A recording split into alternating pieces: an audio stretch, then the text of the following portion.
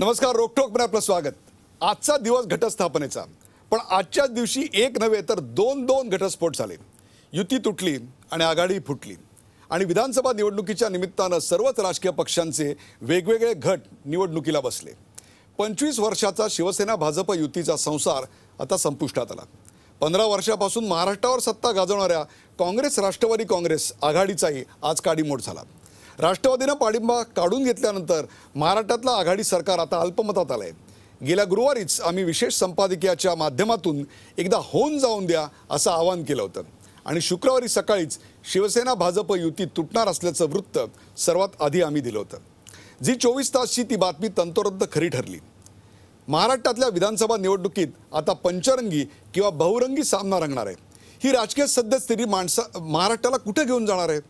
युती तुटल्यानं शिवसेनेला जास्त फटका बसणार की भाजपला? काँग्रेसला मुख्यमंत्रीपद टिकवता येणार की राष्ट्रवादीची सत्तेची महत्त्वाकांक्षा पूर्ण होणार? राज ठाकरेंनी आजच आणलेली महाराष्ट्राची विकासाची ब्लूप्रिंट काय चमत्कार घडवणार? आणि महाराष्ट्रातल्या या फाटाफुटीचं देशाच्या राजकारणावर काय बरं परिणाम होणार? यासारख्या असंख्य प्रश्नांचा वेध घेऊयात युतीला जय महाराष्ट्र, आघाडीला थँक्यू या रोकठोक कार्यक्रमात।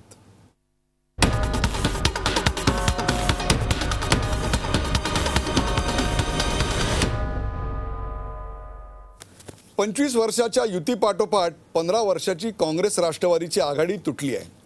युती तुटल्याची घोषणा भाजपचे प्रदेशाध्यक्ष देवेंद्र फडणवीस यांनी आज केली। तर राष्ट्रवादी स्वबळावर जाणार असल्याचा नारा राष्ट्रवादीचे प्रदेशाध्यक्ष सुनील तटकरे यांनी दिला।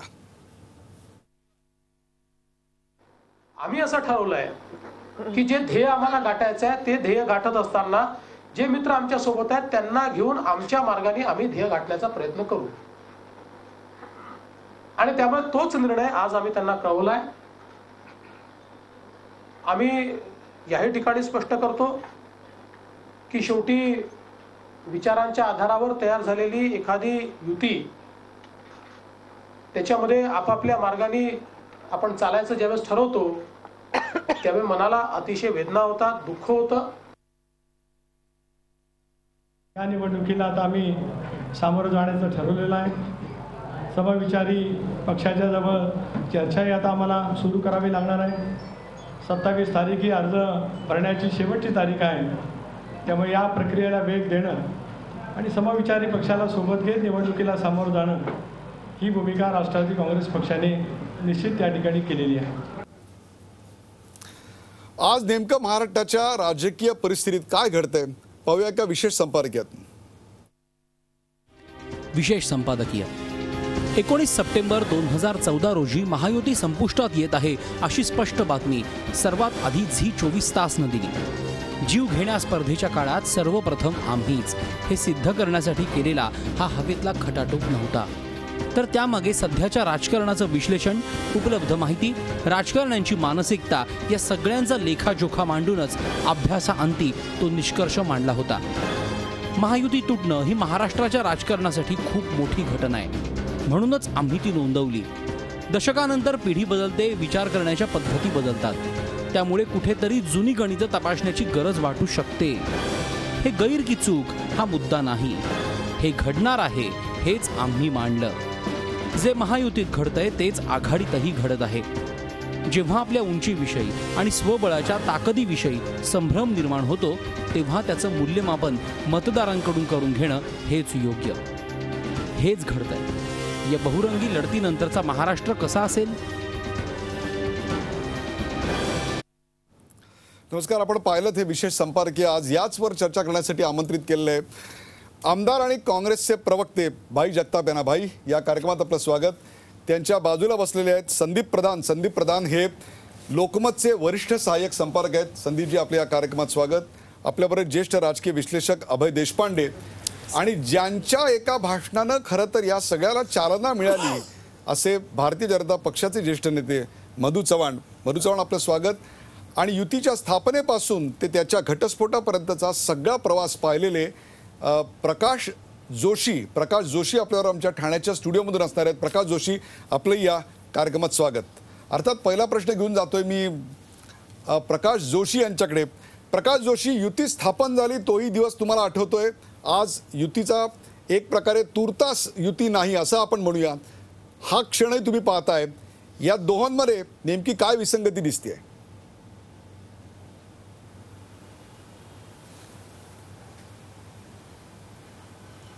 भरपूर विचार करून आणि अनेक विरोध असताना सुद्धा बाळासाहेब ठाकरे आणि प्रमोद महाजन यांनी विचाराच्या आधारावर ही युती घडवून आणली आणि भाजपला त्याचा निश्चितपणे फायदा झाला. कारण महाराष्ट्राचा हा प्रयोग यशस्वी झाल्यानंतर त्या प्रयोगाचं भाजपनं इतर राज्यातसुद्धा रूपांतर केलं, त्याचा प्रयोग केला आणि भाजप आपल्या ताकदीबरोबरच इतर राजकीय आणि प्रादेशिक पक्षांना बरोबर घेऊन दिल्लीचं राज्य मिळवू शकले. परंतु आज जर बघितलं आपण तर ज्या विचाराच्या आधारावर ही युती तयार झाली तीच युती आज भाजप दिल्लीत सत्तेवर असताना सत्तेच्या खडकावर कुठेतरी आपटून मोडलेली आहे असं दिसून येतं. आणि महाराष्ट्राच्या दृष्टीने मला असं वाटतं की ही एक फार मोठी ऐतिहासिक घटना आहे. कारण आता मतदारांपुढे पंचरंगी किंवा त्याच्यापेक्षा जास्त एका मतदारसंघात अनेक उमेदवार असतील आणि अशा वेळेस आपला जो मतदार आहे तो कशा प्रकारे विचार करतो, कशा प्रकारे मतदान करतो हे आता आपल्याला बघायला लागेल. आपल्याबरोबर मधू चव्हाण आहेत. मधू चव्हाण, आपण पाहिलं प्रकाश बाळ जोशी काय म्हणाले, एक प्रकारे फेल्युअर माणसाला जवळ आणतं, अपयश जवळ आणतं. तसं युतीतलं अपयश जे होतं, तुमच्याला पूर्ण विरोध होता, तुमच्याकडे सत्ता नव्हती, अशा काळात तुम्ही एकत्र आलात. आज तुमच्याकडे सत्ता आहे, केंद्राची सत्ता आहे, एक हाती सत्ता आहे, केंद्रातलं प्रधानमंत्रीपद मंत्रीपद तुमच्याकडे आहे. महाराष्ट्रातली सत्ता अँटी इन्कम्बन्सीमुळे 15 वर्षाच्या कारभारामुळे मोदींच्या लाटेमुळे जे काही कारणं द्याल त्याच्यामुळे येऊ शकते आहे. तुम्हाला यश पचवता आलं नाही, अपयशाच्या सागरात तुम्ही एकत्र होतात, यशाच्या खडकावर मात्र फुटलात.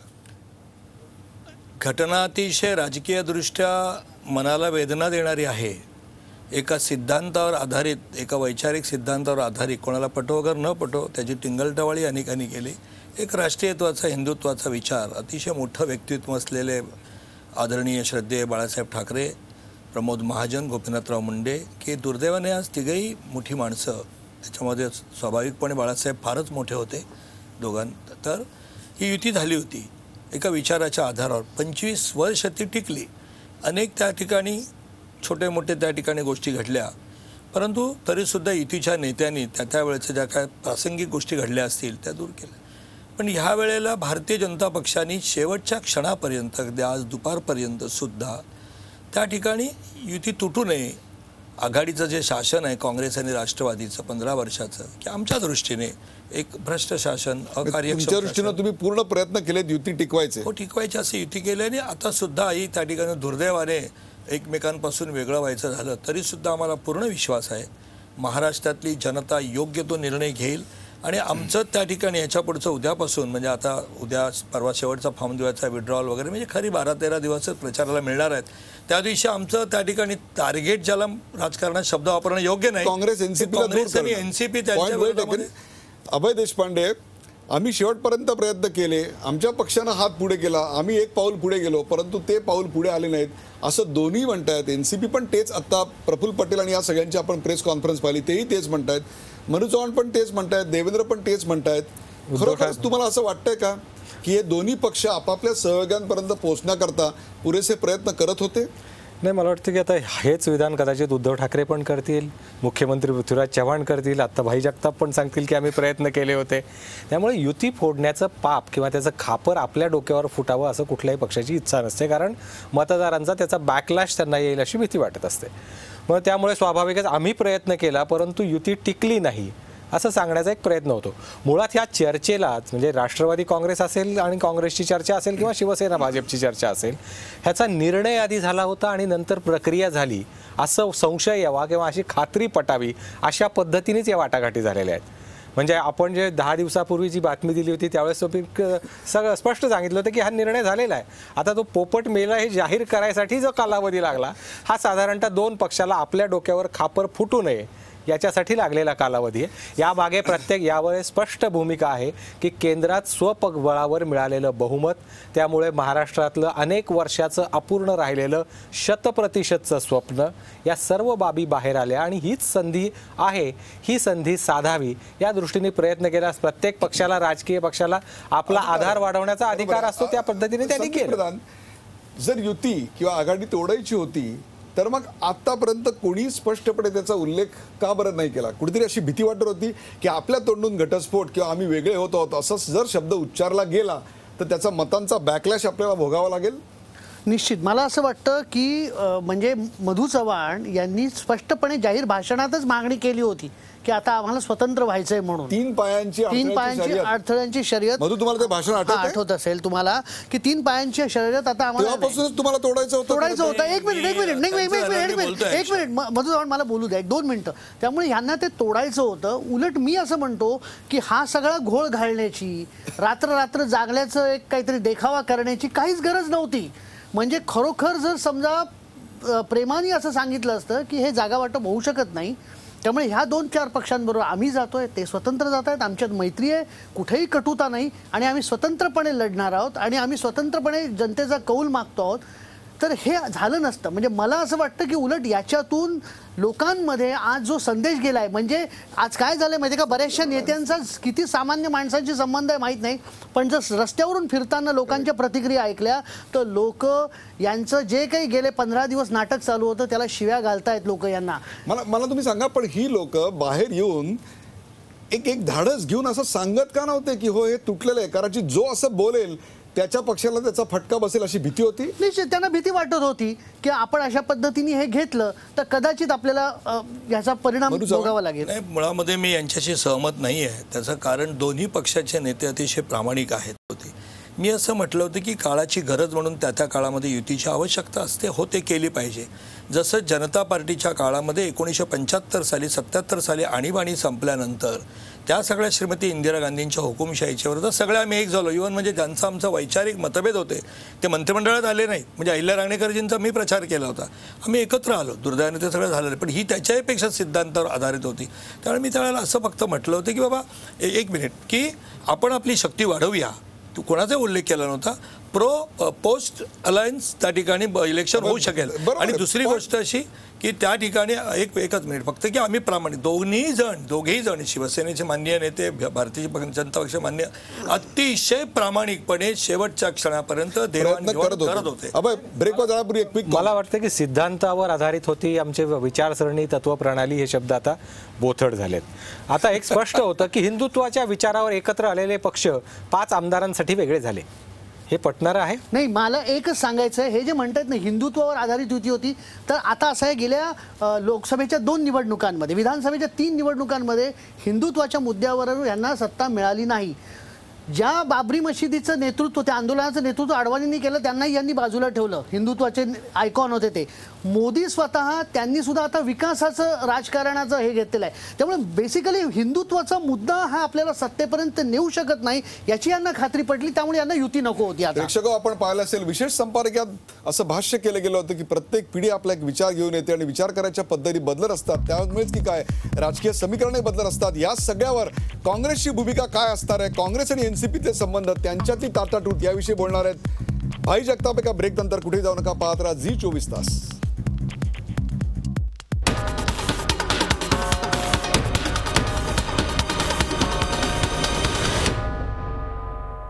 युतीला जय महाराष्ट्र, आघाडीला थँक्यू. या कार्यक्रमात आपलं स्वागत. आपल्या बरोबर आहेत भाई जगताप. भाई जगताप त्यांनी सांगितलं की त्यांनी अखेरपर्यंत प्रयत्न केले भारतीय जनता पक्षाने, परंतु त्यांना अपेक्षित असा परिणाम साधता आला नाही. तुमच्याकडे काय? एनसीपीने सांगितलं आम्ही अखेरपर्यंत प्रयत्न करत होतो, परंतु यू आर नेव्हर सिरियस. नाही, आधी त्याच्याबद्दल बोलण्यापूर्वी पहिलं तुमचं खरं तर अभिनंदन करायला पाहिजे. आणि एक गोष्टीचं वाईट वाटतंय मला, मी या वेळेला जर निवडणूक लढवत असतो तर मी खरोखरच तुम्हाला सांगितलं असतं माझं भविष्य सांगा. कारण तुम्ही ज्या पद्धतीने कारण आम्ही होतो त्या एपिसोडच्या अगोदर एक याला होतो, रविकिरण, मी आणि आपण होतो सगळे, तेव्हा आपण म्हणाला होतात आणि तसंच जणू घडून आलेलं आहे. आता ऑन अ सिरियस नोट की आपण म्हणालात, होय मी प्रफुल्ल पटेल साहेब आणखीन त्यांचे राष्ट्रवादीचे अध्यक्ष सुनील तटकरे सगळे ज्येष्ठ नेत्यांची मी प्रेस कॉन्फरन्स पाहिली आणि त्याच्यात त्यांनी जाहीर केलं की आम्ही राज्यामध्ये 288 जागा लढवत आहोत. त्यामुळे खऱ्या अर्थाने आघाडीसुद्धा राहिलेली नाही. तुमचं सरकार कोसळलंय, तुम्हाला कल्पना आहे? हो, मला त्याची कल्पना आहे, कारण त्याच्यामध्ये मुख्यमंत्री उद्या राजीनामा देणार. अजितदादा त्याच प्रेसमध्ये म्हणाले की मी इथून थेट राज्यपालांकडे जाणार आणि माझा राजीनामा तिथे देणार आहे असं. पाठिंबा काढून घेतात ते? हो, राजीनामा देणं म्हणजेच पाठिंबा काढणं असा त्याचा अर्थ. म्हणजे याचा अर्थ मुख्यमंत्री सुद्धा पाय उतार होणार, तुमचं सरकार कोसळणार. मला हे याच्या बाबतीमधली टेक्निकॅलिटी कदाचित मला सांगता येणार नाही, किंवा किंवा निवडणुकीच्या पार्श्वभूमीवर आचारसंहिता लागली असताना एक 7-8 दिवसावर निवडणूक असतानाची स्थिती जी काय आहे त्याचे विश्लेषण राजकीय विश्लेषकच करू शकतील, मी करणं योग्य राहणार नाही. परंतु एवढं मात्र नक्की की आमचा शेवटपर्यंत हा प्रयत्न होता की हे सगळं टिकावं. आणि अर्थात तुमचा काउंटर प्रश्न मला ताबडतोब माहिती आहे, जो तुम्ही मधू चव्हाणांना सुद्धा हे केला होता की नाही हे सगळेच असं म्हणतात आहेत. परंतु आमचं थोडंसं वेगळं गणित आहे. गणित म्हणण्यापेक्षा आम्ही तसे 98ला एकमेकाच्या विरोधातच लढलो होतो. आम्ही एकत्र आलो 2004 साली आणि 1999ला इथे एकत्र आला, 2004ला केंद्रात 2004ला केंद्रात नाही, आणि महाराष्ट्रात सुद्धा 99ला वेगळे झालात आणि निवडणुकीनंतर परत एकत्र. तेच म्हणतोय मी. आणि 2004ला आम्ही एकत्र आलो. म्हणजे आम्ही एक गोष्ट आहे की दोघांचा विचार जो आहे तो सांप्रदायिक ताकदांच्या विरोधात लढण्याचा हा विचार आहेच. म्हणजे तो एकत्र लढलो तरी विरोधात लढलो तरी, कारण आपल्या देशातला तो मतप्रवाह आहे, तो वेगळा मतप्रवाह आहे. त्यामुळे त्या मतप्रवाहाशी आम्ही सगळे बांधील आहोत आणि त्या दृष्टीने आम्ही एकत्र सगळे आलो होतो. परंतु या गेल्या 15-20 दिवसामध्ये एका गोष्टीशी मी सहमत आहे आपल्या.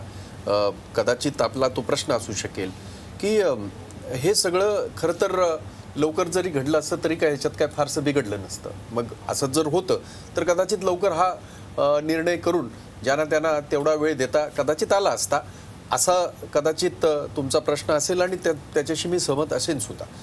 परंतु काही कारणं आहेत आणि त्यामुळे मी त्यांची प्रेस ही बारकाईने पाहत होतो. त्याच्यामध्ये ज्येष्ठ नेत्यांनी काही कारणमीमांसा जी काही केली ती त्यांच्या दृष्टीने ज्येष्ठ आहेत ते त्यांचा तो पूर्ण अधिकार आहे.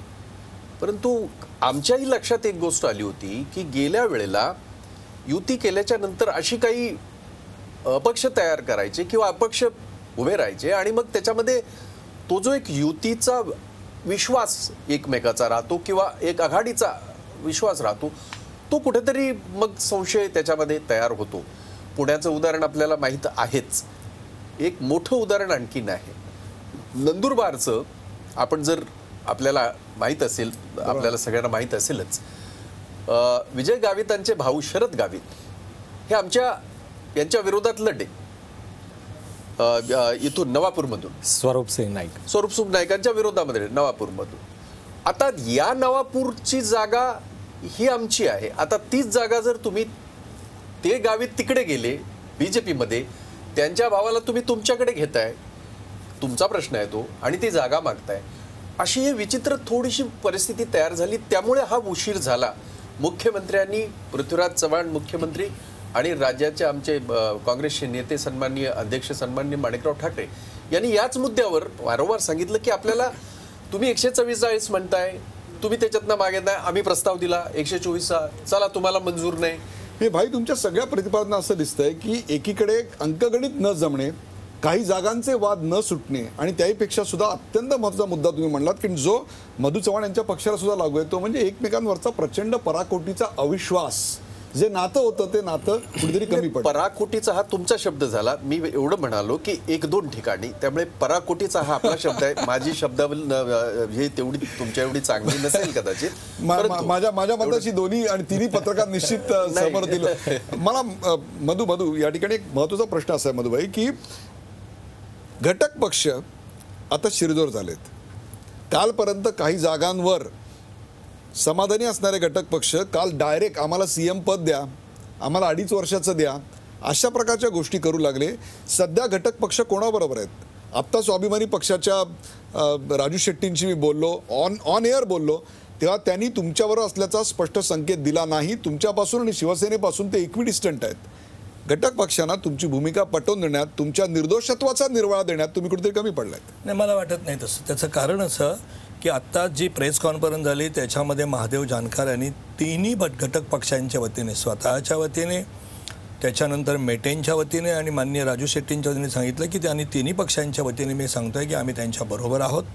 आणि संध्याकाळी विनोद तावडे हे आठवलेंच्यावर बोलणार आहेत आणि तेही त्यांच्याबरोबर आहेत. राहिला मुद्दा 2.5 वर्ष ते उद्वेगाने म्हणाले होते की काय आम्हाला कुठल्याही सीट त्या ठिकाणी तुम्ही एकत्र कुठल्याही आम्हाला जागा अजिबात एकही देऊ नका, बहुमत आणा आणि 2.5 वर्ष तुम्ही जर फुले आंबेडकरांच्या विचारांचं प्रतिनिधित्व करणार आहात, आम्ही त्या विचारांचे प्रतिनिधित्व करणारे आहोत, तर 2.5 वर्ष तुम्ही त्या ठिकाणी RPIला द्या, 2.5 वर्ष जानकरांना द्या, असं ते उद्वेगाने म्हणाले होते. ते अट वगैरे काही घातली नव्हती. आणि मला वाटत नाही की उद्वेग येईपर्यंत तुम्ही चेपलात मात्र नक्की. त्यांना कोणी चेपलं नाही. त्यांना असं वाटत होतं की तुमचं लवकर संपवा. आता 4-2 जागा बघा वाटाघाटी करत असतात 40%, पण एकदा एकत्र पॅक करायला की व्यवसाय नीट होतो. तसं मला वाटत नाही की त्यांनी आम्हाला फार मोठं अडवून धरलं होतं किंवा त्यांच्यामुळे सगळ्या गोष्टी झाल्या. संदीप काय सांगाल घटक पक्षांची भूमिका आणि सध्याची परिस्थिती? निश्चित आता ते म्हणाले ना की व्यवसाय म्हणजे त्यांनी इतका अगदी अचूक शब्द मला वाटतं मांडलेला आहे. नाही की राजकारणाचा जो व्यवसाय केलेला आहे सर्वच राजकीय पक्षांनी, आणि त्या व्यवसायासाठी ते मॅनेजर पद म्हणजे मुख्यमंत्री पद आमच्याकडे राहणार की नाही, म्हणजे तो गल्ला कुणाकडे राहणार, हे असंच आहे. त्याच्यासाठी भांडण होती.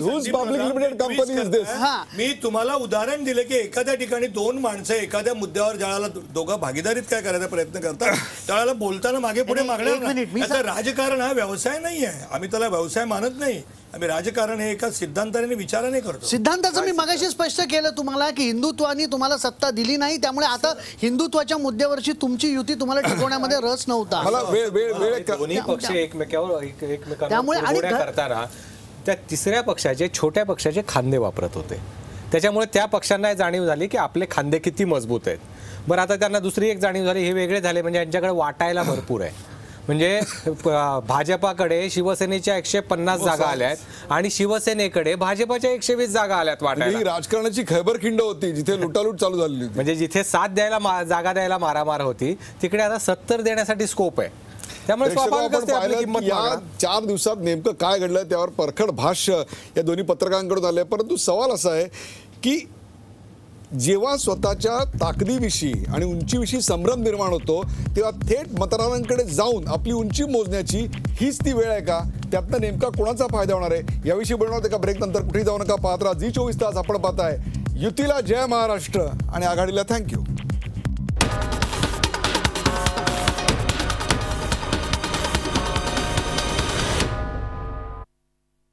युतीला जय महाराष्ट्र, आघाडीला थँक्यू या कार्यक्रमात आपण चर्चा करतो. आपल्यासोबत प्रकाश बाळ जोशी. प्रकाश बाळ जोशी, तुम्हाला प्रश्न असा आहे की आता हे सगळं फाटाफूट झाल्यानंतर नेमका महाराष्ट्रामध्ये मतदानाचा कौल काय असेल? लोक कोणाच्या बाजूनी काय विचार करून मतदान करतील?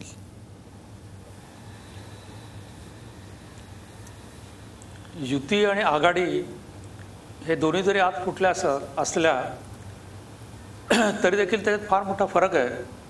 म्हणजे समोर यश दिसत असताना, सत्ता दिसत असताना युती तुटली आहे, तर सत्तेकडे जाणं अवघड आहे हे बघून आघाडी तुटलेली आहे. मला असं वाटतं की ह्या परिस्थितीमध्ये आता मतदारांना सरवायला लागेल.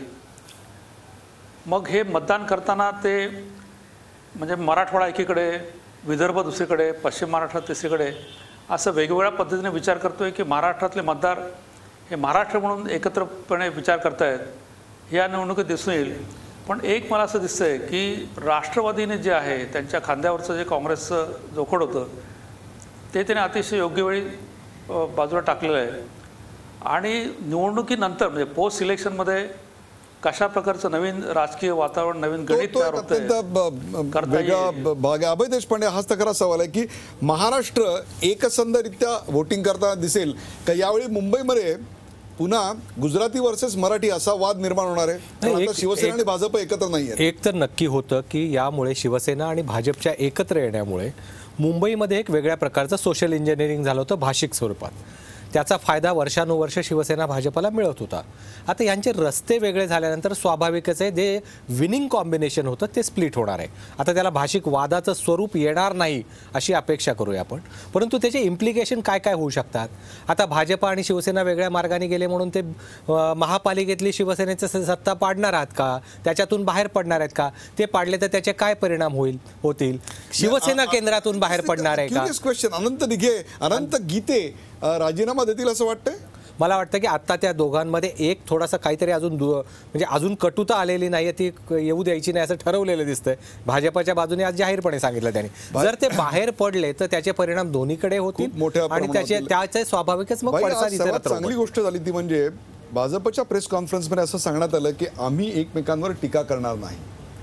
काँग्रेस एनसीपीच्या प्रेस कॉन्फरन्समध्ये तशा स्वरूपाचं विधान झाल्याचं, correct me if I am wrong, तसं काही ऐकलेलं नाही. काय तुमचं धोरण असेल. नाही, धोरण असं नव्हे की त्याच्यामध्ये एक गोष्ट जसं मी सुरुवातीला सांगितलं, कारण सर्वात जास्त घोटाळे एनसीपीच्या मंत्र्यांचे आहेत आणि त्याची जी माहिती आहे ती 6व्या मजल्यावर दिल्या गेल्याचं अनेकदा बोललं गेलं होतं. नाही असं तुम्ही म्हणताय, परंतु एवढं नक्की की आम्ही एकमेकाच्या विरोधात लढलो होतो हे मी तुम्हाला सांगितलं. 99ला आम्ही एकमेकाच्या विरोधात लढलो होतो. त्यामुळे हा काय पहिली वेळ नव्हे की आम्ही एकमेकाच्या विरोधात लढलो. मला असं वाटतं की काँग्रेस, राष्ट्रवादी काँग्रेस हे सगळे नेते त्यांनी आयुष्याची 50-50, 60-60 वर्ष राजकारण ह्या राज्याचं केले, देशाचं केले. त्यामुळे त्यांना माहिती आहे, त्यांना सांगण्याची गरज भासणार नाही. एकमेकाचा सन्मान ठेवून आणि आपलं जे काही राजकारणाची सभ्यता आणि मर्यादा पाळणार आहात असं मला वाटतं की तसं होईल. कारण 99 साली हे झालं, त्यामुळे आता नाही होणार असं काही समजण्याचं काही कारण नाही. सत्तेत एकत्र असताना लकवा काढतात. हाच तक्रार सवाल आहे की आता जे मुंबईतलं मतदान होणार आहे ते मुंबईतलं मतदान कुठल्या मुद्द्यावर नेमकं होईल. तुमच्या पक्षाला होणारं मतदान हे गुजराती भाषिकांचं मोठ्या प्रमाणावर असणार आहे. माझी आपल्याला विनंती आहे की आपण कृपया अशा तऱ्हेचं कुठल्याही प्रकारचं वातावरण निर्माण करण्याचा प्रयत्न मी हेतुपूर्वक करता, असा माझा हेतू नाही. तुमचा एक अँकर म्हणून तुम्ही प्रश्न विचारलाय, असं काही होणार नाही आहे. भारतीय जनता पार्टीने या ठिकाणी आम्ही उदाहरणं देतो, 2 पुस्तकं छापलेत. प्रचाराची दिशा आमची 3 स्तरावर असणार आहे. पहिला स्तर असेल की या 15 वर्षामध्ये या मंडळीने महाराष्ट्रामध्ये वेगवेगळ्या क्षेत्रात केलेले घोटाळे किंवा कार्यक्षमता, विशेषतः गेल्या 2-2.5 वर्षामध्ये त्या ठिकाणी कुठलेही निर्णय झाले नाही, तो एक असेल. दुसरं की एक विकासाची राजनीती, महाराष्ट्राला 15 वर्ष किंवा जवळ 3 लाख कोटी रुपये कर्ज जे करून ठेवलेलं आहे तो. आणखीन केंद्रामध्ये 100 दिवसामध्ये एकूण या देशाला प्रगतीच्या दिशेने नेण्यासाठी केलेले प्रयत्न मी त्याच्या पुस्तिकाही छापल्यात. आणि आपण म्हणाल त्याचे अगदी आम्ही खालच्या स्थानिक स्तरापासून तर ते प्रदेश स्तरापर्यंत आम्ही असा निर्णय घेतलेला आहे आणि तो निर्णय योग्यच आहे नैतिकतेच्या दृष्टीने सुद्धा. की आमचे मित्र शिवसेना याच्यावर एक शब्द चकार कोणी त्या ठिकाणी बोलायचं, आमचं टार्गेट ते नाही, ते सत्तेवरच नव्हते. आणि त्यामुळे आमच्याकडे जनतेचा विकास, मुंबई शहरातले अनेक प्रश्न असतील, त्या ठिकाणी मुंबई शहरामध्ये प्रश्न असतील. तुमची थोडक्यात कॅम्पेन जी असणार आहे अत्यंत पॉझिटिव्ह कॅम्पेन, विकासाची कॅम्पेन असणार. एक मिनिट असं आहे की आपण जो प्रश्न विचारताय त्याला महत्व आहे हो महाराष्ट्राच्या राजकारणामध्ये. तो काय एकट्या मधू चव्हाणांचा काय वैयक्तिक प्रश्न नव्हे, त्या प्रश्नाला महत्व आहे. त्याचं कारणच असं मुळात आहे, अलीकडे झालेले निर्णय, उद्धव ठाकरेंनी केलेलं विधान 4 दिवसापूर्वीच मोदींना गोदराच्या ह्याच्यावर काय झालं होतं आणि मग बाळासाहेबांनी त्यांना कसं अभय दिलं वगैरे वगैरे, ही त्यांची वाक्य आहेत, माझी नव्हेत. आणि त्या पार्श्वभूमीवर नौदलाचा बेस इथून हलवण्याचा प्रयत्न, रिझर्व्ह बँकेचे डिपार्टमेंट जाण्याचा तो घेतलेले निर्णय, म्हणजे हे सगळे निर्णय कुठेतरी महाराष्ट्राच्या दृष्टीने, महाराष्ट्राचा हा प्रश्न कुठच्या पक्षाचा पण हे सगळे मुद्दे आहेत, हे मराठी माणसाने एक प्रकारे हा मराठी माणसाचा अजेंडा, हा शिवसेनेचा अजेंडा. मी महाराष्ट्राचं म्हणालो तुम्हाला, मी महाराष्ट्राचं म्हणतोय. ज्या महाराष्ट्राची निर्मिती, ज्याच्यासाठी 105 जणांनी हौतात्म्य स्वीकारलं, त्याचा उल्लेख होणार. आणि एक गोष्ट अशी, संयुक्त महाराष्ट्राची निर्मिती ही महाराष्ट्राची निर्मिती आहे, लक्षात घ्या. ती कुठच्या पक्षाची, कुठच्या एका याची नाही. आपण आणि आपल्या सगळ्यांना ज्ञात आहे. आणि म्हणून त्याला आपण पॉलिटिसाइज करूया नाही, कारण ते उदात्त हेतूने, उदात्त भावनेने तयार झालेली ती चळवळ होती आणि त्याचं ते फलित होतं. आणि म्हणून या मुंबईमध्ये या मुंबईमध्ये, ह्या महाराष्ट्रामध्ये अशा प्रकारचं ते हा विचार येणारच प्रत्येकाच्या मनामध्ये, सगळ्यांच्या. आणि जेव्हा 11.5 कोटी जनतेचं आम्ही म्हणतोय, 7-7.25 कोटी मतदाराचं म्हणतोय, त्यावेळेला ह्या गोष्टीची चर्चाही होईल आणि त्याचे परिणामही दिसतील. आणि म्हणून मी म्हटलं की आमच्या 15 वर्षात हिरावून घेता येणार नाही, परंतु महाराष्ट्र म्हणून जेव्हा आम्ही बसणार आहोत किंवा बोलणार आहोत किंवा लढणार आहोत एकमेकाच्या विरोधात, त्याचा विचार होणार नाही, त्याची चर्चा होणार नाही, असं काही काँग्रेसच्या प्रचाराची नेमकी दिशा काय असेल याचा सुतोवाच आता आपल्याकडे केलेला आहे. चर्चेचा हा सिलसिला असाच चालणार आहे. वेळ झाली एका ब्रेकची. ब्रेक नंतर आपण पुन्हा या विषयाची चर्चा चालू ठेवणार आहोत. कुठे जाऊ नका, पाहत राहा झी 24 तास. आपण पाहताय युतीला जय महाराष्ट्र आणि आघाडीला थँक्यू.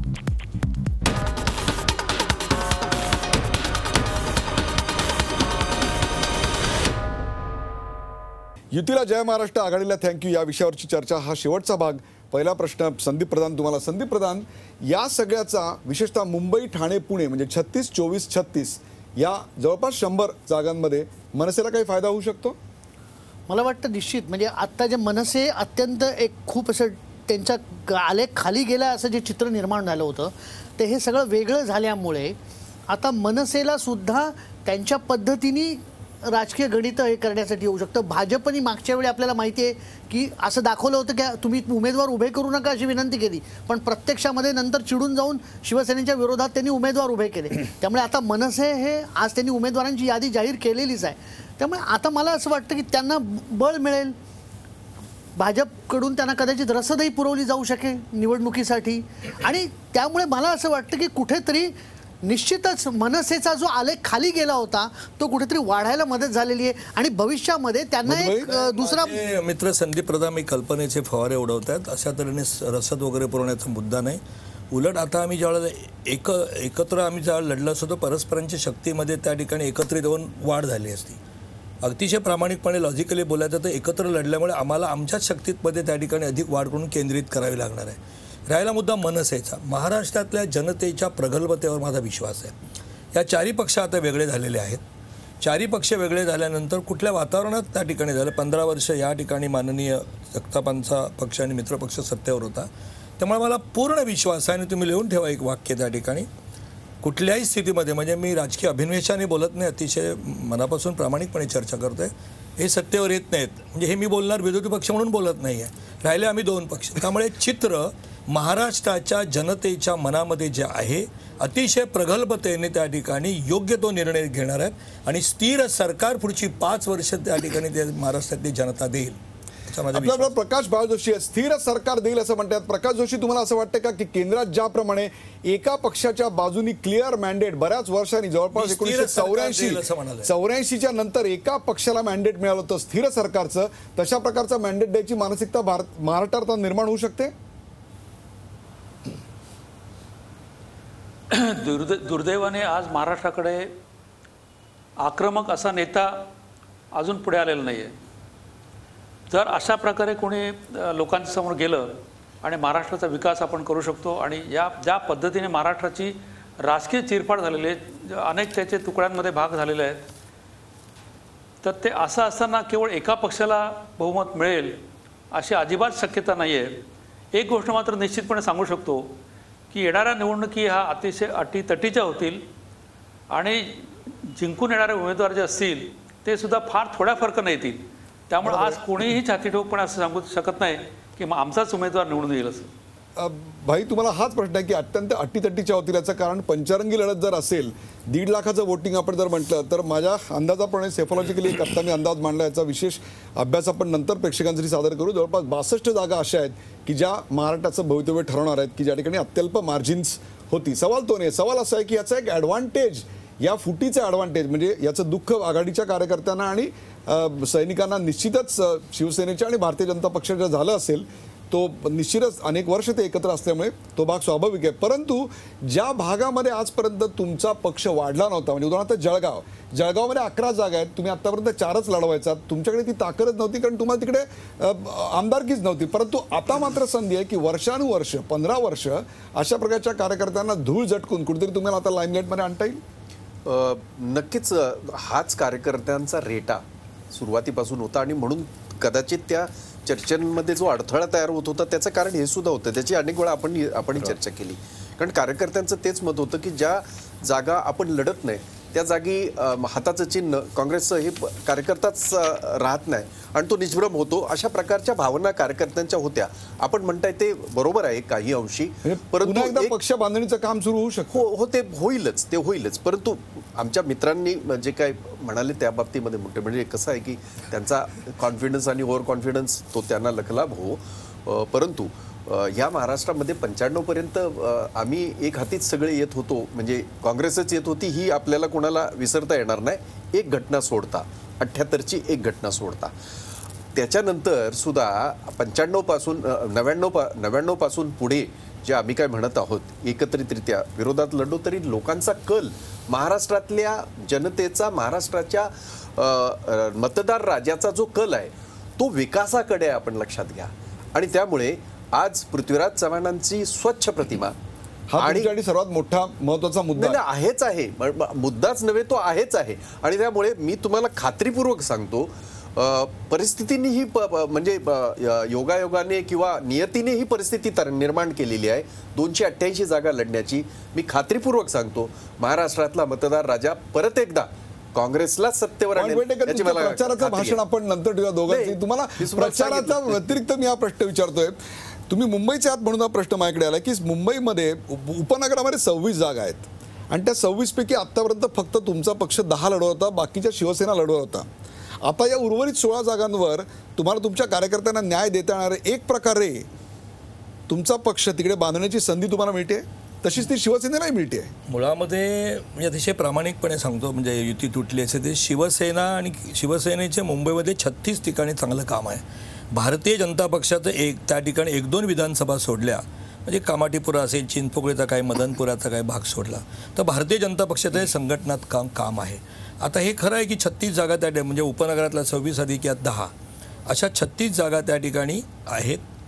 आणि त्या 36 जागामध्ये कमीत कमी त्या ठिकाणी 30 ते 32 जागामध्ये चांगल्या प्रकारची लढत देऊन चांगले उमेदवार उभे करू शकतो. पण तुम्हाला पक्ष बांधायची संधी, कार्यकर्त्यांना न्याय द्यायची संधी मिळेल आणि त्या आपलं कर्तृत्व दाखवा, संघटना. माझ्या बरोबर अभय देशपांडे आणि संदीप प्रधान आहे. कार्यक्रमाचा शेवट करताना वेळ थोडा म्हणून अगदी 2-2 वाक्यात, एक 2-2 वाक्यात, घटस्थापनेच्या दिवशी महाराष्ट्रात एक प्रकारे दोन्ही आघाडी आणि युती यांच्यामध्ये घटस्फोट झाला, यावर तुमची शेवटची मल्ली नाती. मला वाटतं की चांगलं झालं. महाराष्ट्रात सर्वच राजकीय पक्षांना त्यांच्या ताकदीबद्दल एक अवास्तव त्यांची कल्पना झाल्या होत्या. त्यांची काय ताकद आहे, त्यांच्या लोकांमधलं स्टँडिंग काय ते त्यांना कळेल. लोकांनाही आता मला वाटतं की एक नवीन पर्याय उपलब्ध होतील. हे 4 पक्ष आहेत, मनसे आहेत, त्या मनसेला यांच्या भांडणामुळे बऱ्यापैकी मायलेज मिळालेलं आहे. आजचा त्यांनी त्यांचा अजेंडा स्पष्ट केला आहे की हे 4 जण स्वतःच्या हिताचा विचार करतायत, मी महाराष्ट्राच्या हिताचा विचार करणार आहे. हा अजेंडा घेऊन ते निवडणुकीला सामोरे जात आहेत. महाराष्ट्रापुढे मला वाटतं भरपूर चॉईस आहेत. हे अगदी बरोबर आहे की सगळ्यांनाही संधी मिळालेली आहे आपली ताकद आजमावून बघण्याची, हे निश्चित आहे. पण मला असं वाटतं की याच्यासाठी त्यांनी जर थोडासा अगोदर निर्णय घेतला असता, कारण हा जो मगाचा मुद्दा आहे तर अनेक ठिकाणी उमेदवार देणं किंवा संघटनात्मक आता बांधणी करण्याच्यासाठी वेळ सुद्धा नाही. त्यामुळे अनेक ठिकाणी असं मला वाटतं. आणि आता जे कोणी सिटिंग आमदार आहेत जे आता खरोखर उमेदवार तयारीत होते ते गेले काही दिवस हात जोडून विनंती करत होती की आता ही वेळ नाही युती आणि आघाडी तोडण्याची. त्यामुळे कुठल्या वेळी आपण हा निर्णय घ्यायचा. तुमचा मुद्दा अत्यंत बरोबर आहे. कारण ज्या कोणाला ही सगळी अर्ज करण्याची प्रक्रिया जी आहे, विशेषतः भाई आणि मधुबाईंना नक्की माहिती आहे, ती इतकी जटिल आता झालेली आहे. त्याच्यात इतके डिटेल्स भरावे लागतात की 2-2 चार्टर्ड अकाउंटंट आणि 2-2 लॉयर्स जरी दिले तरी एकेका दिवसामध्ये एका माणसाचा फॉर्म भरून होणार नाही, अशा प्रकारची परिस्थिती. आणि आता फक्त 28 तास म्हणजे 2 वर्किंग डेज हातामध्ये आहेत. युतीचा आणि आघाडीचा घटस्फोट झालेला आहे. महाराष्ट्राच्या कार्यकर्त्यांच्या दृष्टीनं ही जरी अतिशय अशुभ वर्तमान असलं तरी कदाचित या अशुभ वर्तमानातूनच उद्याचं चांगलं भविष्य लिहिलं जाईल अशी अपेक्षा करूया. या चर्चेत सहभागी झाल्याबद्दल 5 मान्यवरांचे आभार. ताज्या बातम्यांसाठी पाहत राहा झी24 तास. रहा एक पाऊल पुढे.